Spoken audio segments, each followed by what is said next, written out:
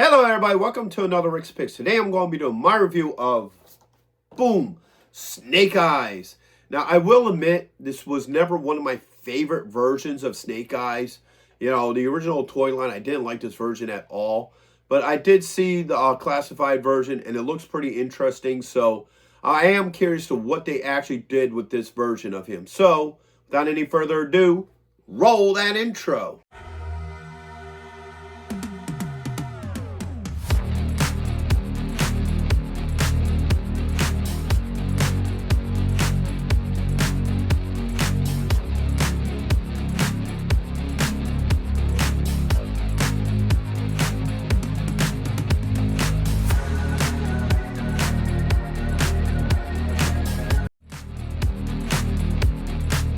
Here he is in packaging. Now you got the standard G.I. Joe classified packaging. So you got G.I. Joe on top, Snake Eyes.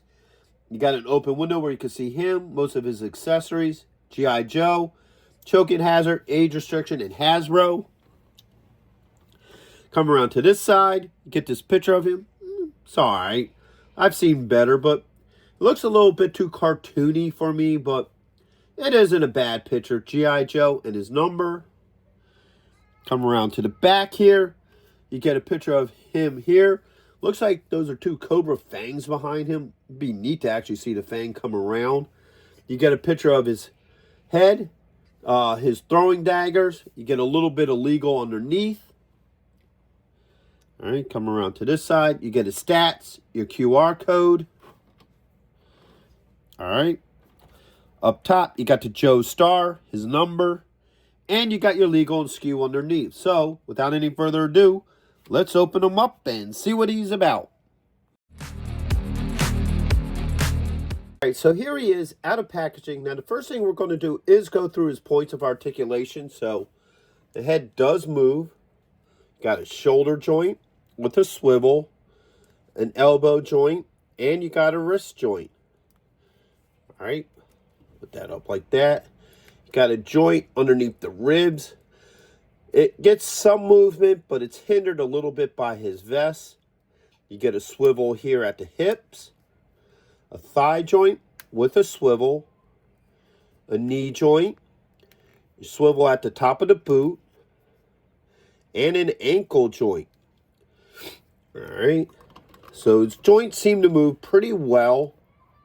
So now let's start looking at him a little bit more close up. So my first thought, just looking at this version of Snake Eyes, I feel like he looks more like a side character from a post-apocalyptic movie, like Mad Max or something. You know, one of the guys are riding one of the side go-karts or cars. So I don't feel like he looks very unique, but let's get looking at him. So we're going to start with the head sculpt. So you got these blue goggles with red lens. You got this bright silver mask on him. All right. Come around back to the front. And I'm not too particularly keen on this particular color code. Okay. And then now you come down, you got his vest here, which is a combination of black and gray. You can see like the sleeves and chest are a blue. And you come down into his legs, and you have his holster for his pistol. Plus, you got this holster for his throwing knives. Now, this is kind of a bummer. So, the throwing knives are part of the leg piece, where back in the day when they would make something like this, they would actually be separate. You could put them in his hands and stuff, but I guess they're not doing that now. All right, come around to this side here. You have this arm here. Now, bring this down. Now, the weird thing about this arm is the gauntlet piece here is backwards. Like, usually the armor would be up here. But for some reason, when you tilt the arm up and look at it, you can see that it's backwards, which I find kind of odd.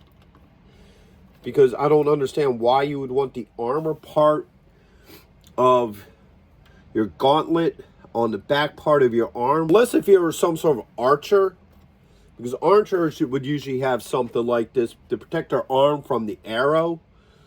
So I kind of find that weird. So that's the back there. That's the back there. Come around to this arm here. You got your holster here. All right. And you got this arm too. And you can see it's the same thing again with it, that it's on the reverse, it's on the back.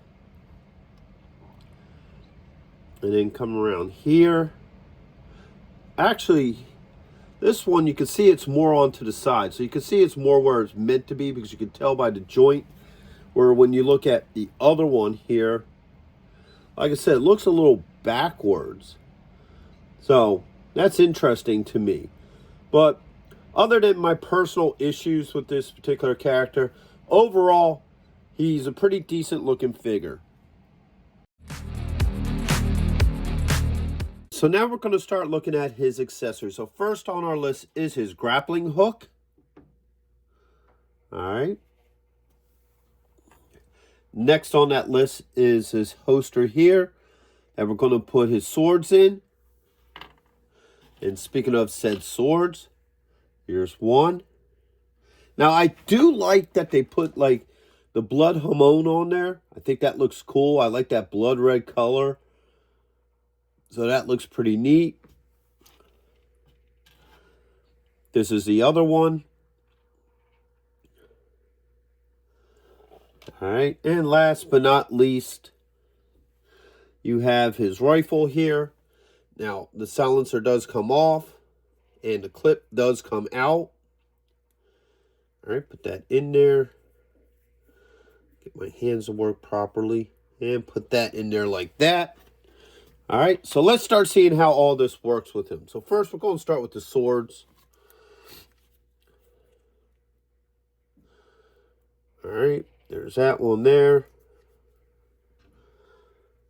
And this one here. Now, the more and more I look at these arm guards, I'm guessing it's probably to block swords. Like if he was sword fighting or something, I guess the other sword would hit there. Like if he was doing like an upper block or something like this. And the other sword would hit there. That's the only reason I could think for that. But anywho, swords are in. No issues there. Spin them around to the back. He just doesn't want to stand. This figure just doesn't want to stand at all. All right. Around here. Let's get his katana thing here. Put that on his back like this. And zoom.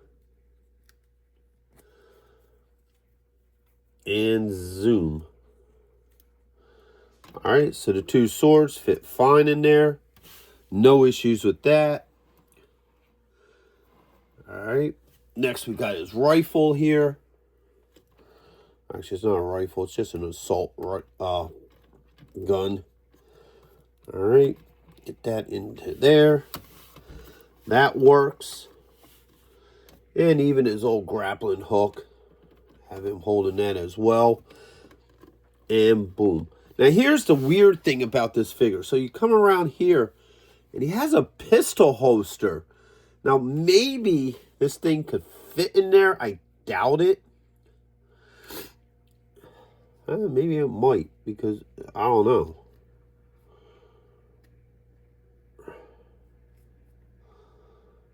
Yeah, I guess that fits in there like that. You know, I don't know how secure that is. Well, let's see how secure it is. Yeah. Sits in there pretty well. So okay. So he has this little holster. Okay, so let's get into my final thoughts with him. So first off, all his joints move very well. No issues there. All his weapons fit very fine with him. I was even surprised how well the rifle or his assault gun actually works in this little holster. I didn't think it would, but it did work, so that was a pleasant surprise. And the overall look isn't that bad. So would I recommend this figure? Yes, I would. even though he isn't one of my favorite versions of Snake Eyes, he still is a pretty decent figure, and there are people that actually like this style of him. So if you're somebody who does like this style, then yes, I would highly recommend this figure to go with the rest of your G.I. Joe classified figures. As for me, I think he's a cool looking figure, but personally, I don't think he's a really cool looking Snake Eyes. I think he has too many colors going on and stuff, and me personally, I prefer just the plain black Snake Eyes with maybe like a silver visor or something. But that's my personal opinion. As for everybody who likes this version, man, I definitely would recommend him for anybody who likes this version of Snake Eyes. So with that being said, the first thing I want to do is give a shout out to everybody who makes this channel possible. First on that list is Byron Bassett and his alter ego, Humongous. He does a lot of things to help out with the channel, and he's been a big supporter for some time. Plus, he also has his own YouTube channel and show that he does every Sunday. So go ahead and check out his information in the description. Next on our list is Action Figure Geeks. They're a Reddit channel that also supports this channel that I'm part of, and their information is also in the description. The same with my good buddy Joe Goddard. He's been supporting this channel for some time now, and he just got his own YouTube channel, so go ahead and check out his information as well. Plus, every one of you, everybody who likes, shares, subscribes, become members, watches these videos all the way through, I really appreciate all of you.